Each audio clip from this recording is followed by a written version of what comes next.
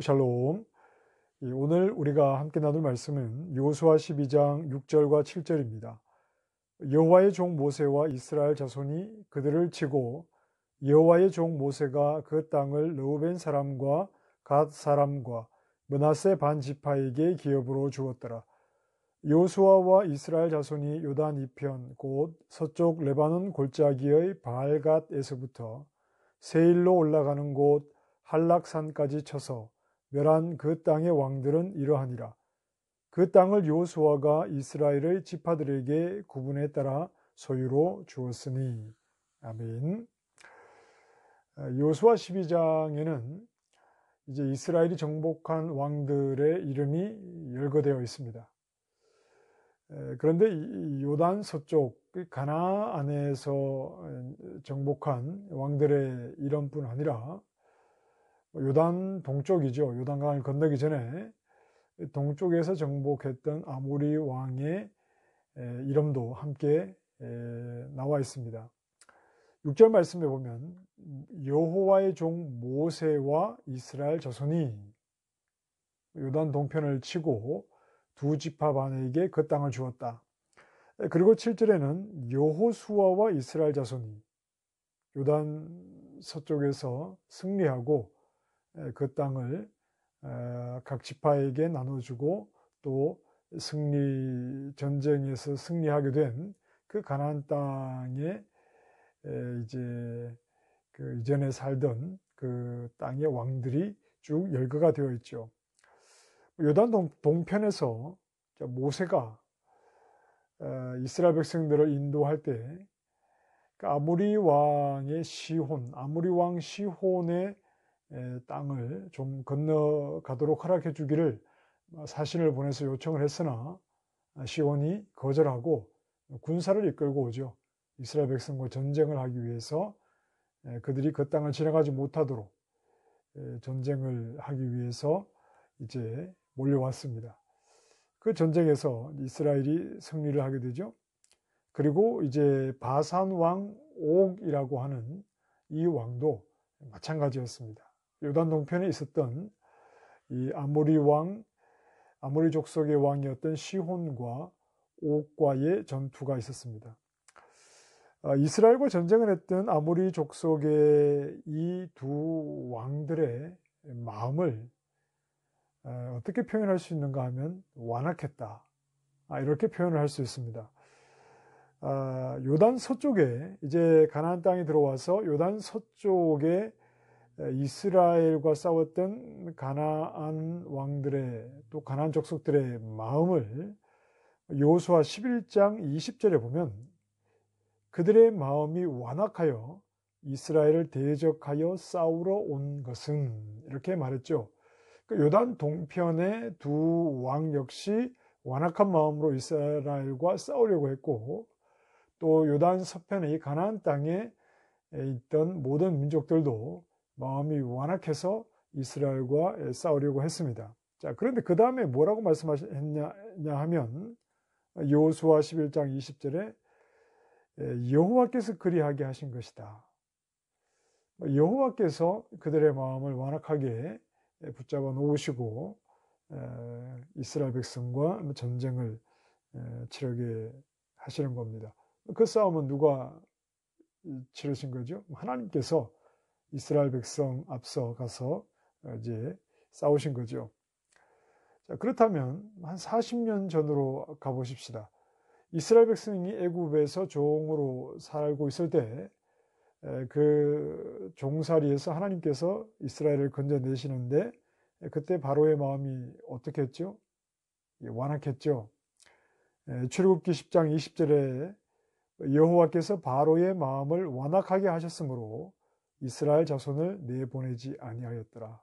자, 그래서 하나님의 능력으로 애굽을 심판하시고 이스라엘을 애굽에서 구해내셨습니다.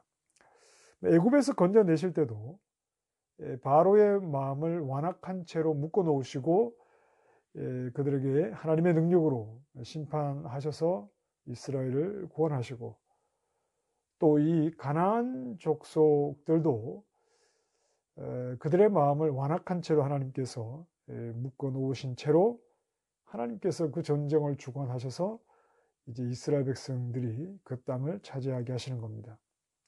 모세와 이스라엘이 멸한 요단 동편의 두 왕들과 그리고 이제 여호수아와 이스라엘이 멸한 요단 서쪽에 31의 왕, 이 완악한 자들에게는 하나님의 능력과 일하심이 그들을 멸하시는 것으로 나타났습니다.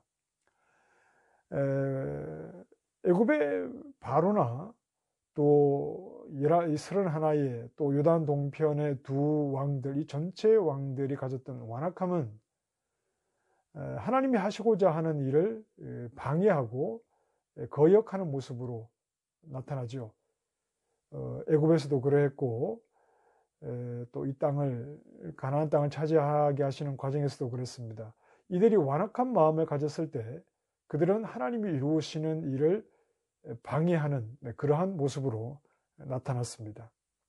그러나 완악한 자들이 하나님이 하시고자 하는 일을 가로막을 때, 방해할 때 오히려 그들의 완악한 모습을 통해서 무엇이 결과적으로 드러나게 되었느냐 하면 하나님이 얼마나 능하신가, 하나님이 얼마나 크신가 하는 것이 드러나게 되었다는 말입니다. 여리고 성에 살고 있었던 라합이 이런 말을 하지 않았습니까? 애굽에서 너희 하나님께서 하신 일을 다 들었다. 그리고 저 요단 동편에서 아모리 왕들에게 하신 일도 우리가 들었다. 그래서 결국 하나님을 더 경외하게 되었다는 것이죠. 비록 하나님이 하시는 일을 방해하고 가로막는 그런 완악함이었지만 오히려 그런 것들을 통해서 하나님의 크심이 드러나고 하나님이 얼마나 위대하신가, 하나님의 일하심을 통해서 드러나게 되었다는 말입니다. 자, 그렇게 하나님이 이루시는 일을 방해했던 왕들, 이 가나안의 왕들은 다 죽음이 되어서 31의 이름으로 죽은 자들로 이름이 나열되어 있을 뿐입니다. 하나님의 백성은 두려워하지 말아야 합니다. 그들을 완악하게 하시고 하나님의 일을 방해하는 것 같이 이스라엘을 대적하게 했지만 그러나 이 모든 일들은 하나님께서 그분의 이름을 드러내시고 하나님의 크심을 나타내시는 그러한 과정이었습니다. 하나님의 백성은 완악한 자들로 인해서 두려워하지 말아야 합니다. 담대해야 하죠. 하나님이 모세를 통해서 이스라엘 백성들을 통해서 끊임없이 하셨던 말씀이기도 합니다. 두려워하지 말라는 말씀이죠. 어떤 방해와 상관없이 하나님은 그분의 일을 이루어 가십니다.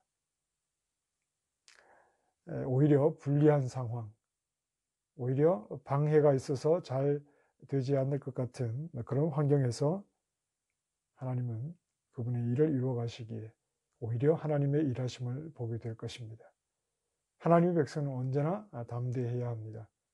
환경에 주눅들지 말고, 여러분, 하나님이 우리에게 주신 믿음은 우리가 살아가는 모든 상황, 모든 환경에서 항상 능력으로 나타나야 합니다.